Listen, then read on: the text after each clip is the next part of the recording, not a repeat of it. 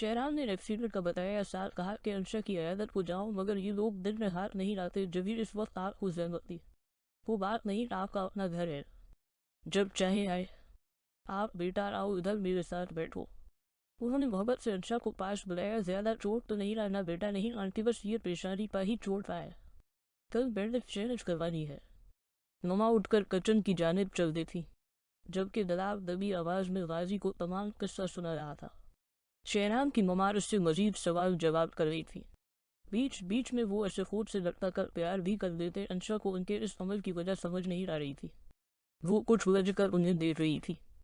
मुलाजिमा ने ढेर सारे लवाजमात के साथ चाय टेबल पर रखी तो अंशा खसक कर उनसे जरा दो बैठी। चाय के बाद उसकी ममा और शेहरान की ममा बातें करने लगे तो वो दराब और वाजी को देखने लगी, जो सबसे जरा फासले पर बैठे आपस में सर उछियाँ करने ने मसरूफ।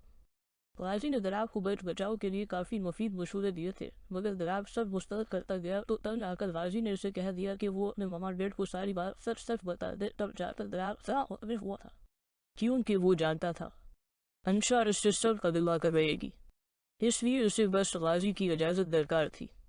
कुछ देर मजीद बात ठहरने के बाद वो वहाँ से रुखसत हो गए। तब तक दोनों की ममा के दरमियान भी काफ़ी बेतकल्फी हो चुकी थी। जिस वक्त वो लोग घर पहुंचे, शेहरान को बेचीज से लवज में चक्कर काटते पाया। पर नजर होते ही वो बोने के अंदर इनके पास पहुंचा। हो दौड़ने के सबब अमल तनफस जरा सा गैर मुतवाज़िन हुआ था।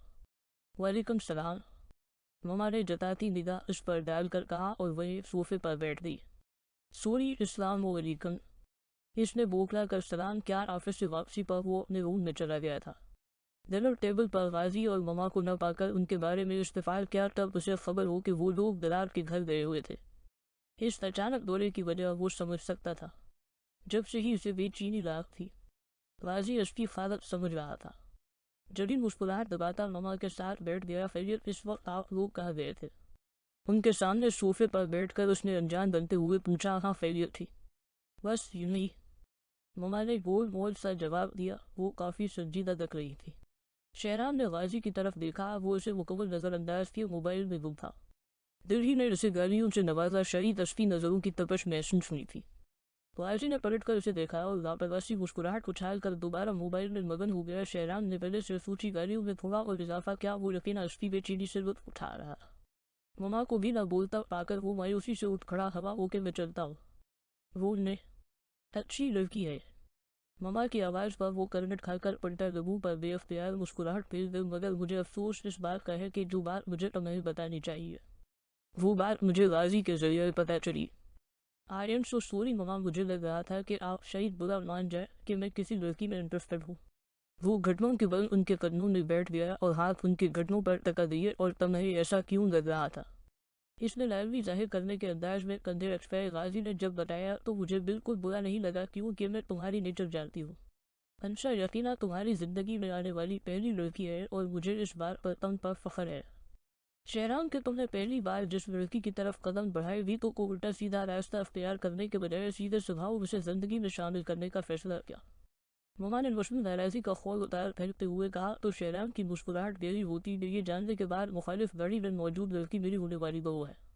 मुझसे ज़रा सब्र ना हुआ। इसी वक्त गाजी के साथ चली।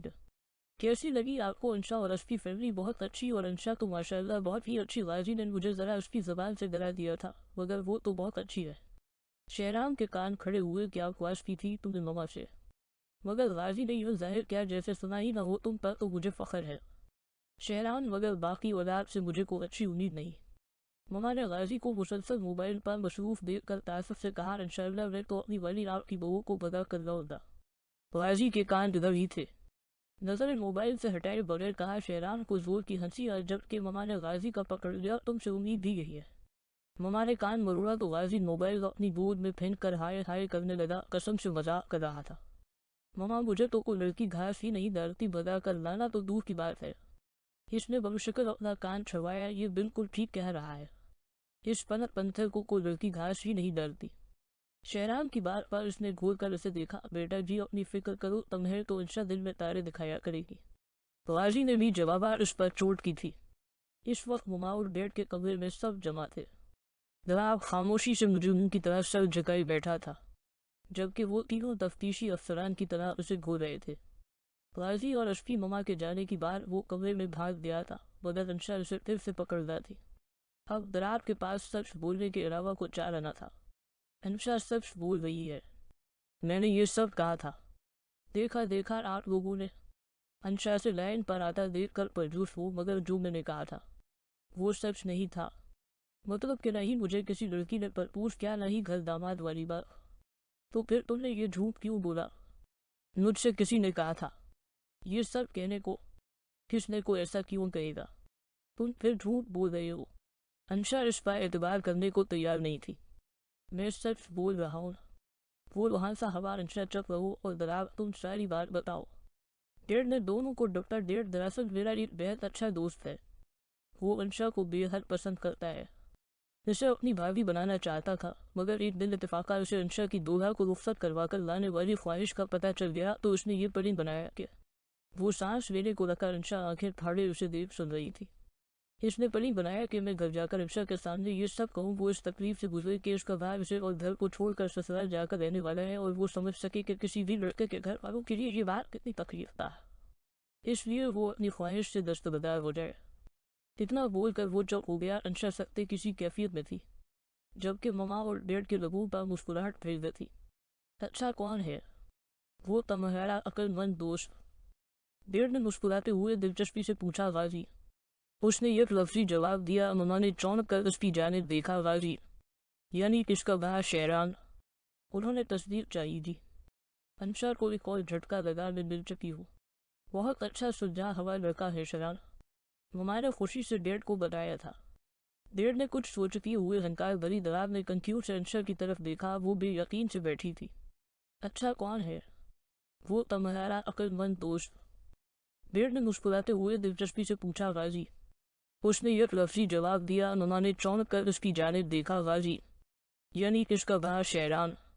उन्होंने तस्दीक चाहिए दी। अनुषा को एक और झटका लगा। में दिलचस्पी हो, बहुत अच्छा सुलझा हवा लड़का है शेरान। ममा ने खुशी से डेढ़ को बताया था। डेढ़ ने कुछ सोचती हुए हंकार भरी दरार ने कंफ्यूज से अनुषा की तरफ देखा। वो बेयकीन सी बैठी थी। अनुषा को अब शेरान की ममा का खुद को लपटा लपटा कर प्यार करना याद आ रहा था, और वो इस प्यार की वजह समझ सकती थी, मगर वो समझ नहीं पा रही थी कि उसे किस कसम के दामन का इजहार करना चाहिए। वो झटके से उठी। इन तीनों ने पलट कर उसे देखा, मगर वो इन सब की तरफ नजर डाले बगैर तेजी से कमरे से बाहर निकल गए। वो फाइल पर सर जगाए तेजी से पेन चला रहा था और पीछे सारी फाइल टेबल पर गई। ये आखिरी फाइल थी। इसी मुकम्मल करने के बाद उसका इरादा घर के लिए निकलने का था। जड़ी को बना नाक की आंधी तूफान की तरह उसके सामने आन खड़ा हवा, मगर वो चूंकि काम में मसरूफ था, इसलिए उसे खबर न हो। मुझे तुमसे जरूरी बात करनी है। आवाज पर इसने करवट खाकर सर उठाया और टेबल की दूसरी जानिब खड़ी अनुषा को देखकर वो खुद भी उठ खड़ा हवा। अनुषा तुम यहाँ क्यों? कैसे? अचानक उसे सामने देखकर वो जरा कंफ्यूज हुआ था। कैसे को छोड़ दो और क्यों का जवाब में देती हूँ, मगर पहले बैठ जाओ शिवर। इसने चीफ की जानिब इशारा किया और खुद भी बैठ गया। मुझे दरार ने सब बता दिया है। इसी सिलसिले में तुमसे बात करने आओ। इसके अंदाज से लगता था कि वो दो बात करने आती। किस सिलसिले में?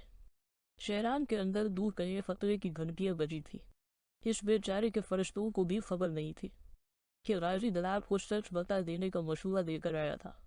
तुम इतने नासमझ लगते तो नहीं हो जितने बनते हो। इसका लहजा देखा था। सच में यार मैं कुछ भी समझा नहीं हूँ। तुम किस बारे में बात कर रही हो? जवाब अनुषा ने इसे तमाम किस्सा सुना दिया। यादाश्त वापस। शहरान के चेहरे के बदलते तासरात देखकर उसने तंजिया कहा। शहरान के पास खामोश रहने के अलावा कुछ चारा न था। आज तो गाजी तेरी खैर नहीं। कम अज कम मुझे बता तो देता कि मैं इस बला का मुकाबला करने के लिए जनी तौर पर तैयार रहता। इसलिए मैं तुम्हें ये बताने आऊँ कि मैं अब भी अपनी बात पर कायम। अपने बात को समझाओ। मुझे भाभी बनाने का ख्याल छोड़ दे या फिर दूसरी सूरत में तुम्हें रुखसत करने के लिए तैयार हो जाए। वो इत्मीनान से उसे बेसुकून कर गई थी। मगर अनुषा मगर कुछ नहीं। मैं अपनी बात से कंठ भी हटने को तैयार नहीं। मैं खुद से गाजी का दिल तोड़ना नहीं चाहती। तुम इसे आराम से ये दो आकर्षण बता देना। कहकर वो उठ खड़ी हो। शहरान के चेहरे पर तनाव के से तासरात फेर दे। इसने सख्ती से ऊपर के दानत नीचे वाले दानतों पर जमा लिए। अल्लाह हाफिज। निकलते निकलते वो पलटी और मुस्कुराकर कहा। शहरान ने देखा इसकी मुस्कुराहट में रगब सी चमक थी। इसने बमुश्किल नजर चढ़ा उस पे जाते ही वो गले के अंदाज में चीर पर बैठा और बालों में हाथ फेर कर रह गया। कहा थी जिस पल इसने घर में कदम रखा दरार बोतल के जिनकी सूरत इसके सामने खड़ा हो। तुमसे मतलब उसने बनवे रचकाए में डैश था। मुझे फिक्र हो रही थी। जवाब इस पर किसी और नूर में था, वरना जरूर असफेर अंदाज पर बुरा मनाता हुआ। और ये रनवानी क्यों कर वो कि तुम्हें मेरी फिक्र होने लगी। इसने इस्तेज़ाई अंदाज में बात पड़ा, सब जानने के बाद तुमने किसी भी कसम का रद्द जाहिर नहीं किया, इसीलिए मैं मुतनफ़िस था। अच्छा रास्ता दो। इसने अब भी इसकी बात को अहमियत न दी थी। दरअसल मैंने डेढ़ से थोड़ी गलत बयानी किया तक पहुँचकर उसने ज़रा खामोशी अख्तियार की। अंशा के चेहरे के तासरात असली बेजारी जाहिर कर रहे थे। राजी ने तुम्हें पसंद करके भाभी के लिए नहीं चुना, बल्कि शहरान को तुम अच्छी लग गई। असली बदकस्मती के सबब अंशा के इत्मीनान में ज़रा फ़र्क नमाया हो गया। अब रास्ता दो। इसने साबका मुतालिबा दिलाया। दरार को उस पर रवैये से उलझन होती। अगले ही लम्हे वो कुछ ठिठक गया। मुझे ऐसा क्यों लग रहा है कि तुम अभी अभी कुछ गलत करके आ रही हो। अब की बार अंशा थोड़ा सा मुस्कुराए दी। गलत नहीं, मैं सब ठीक करके आ रही हूँ। क्या क्या तुमने? दरार को न परेशानी ने घेरा, वही जो मुझे इस सूरत में करना चाहिए। अंशा ने साबका इत्मीनान से कहा और उसे हाथ से जरा सा धकी कर उस पर साइड से होकर अंदर को चल दी। अंशा क्या तुमने? दरार पीछे से चलाया इनका मुड़े या रखे बगैर उसने मुस्कुरा या लफ्जी जवाब दिया और तेजी से आगे बढ़ कर दरार का हाथ बेअख्तियार अपने सर की तरफ बढ़ा।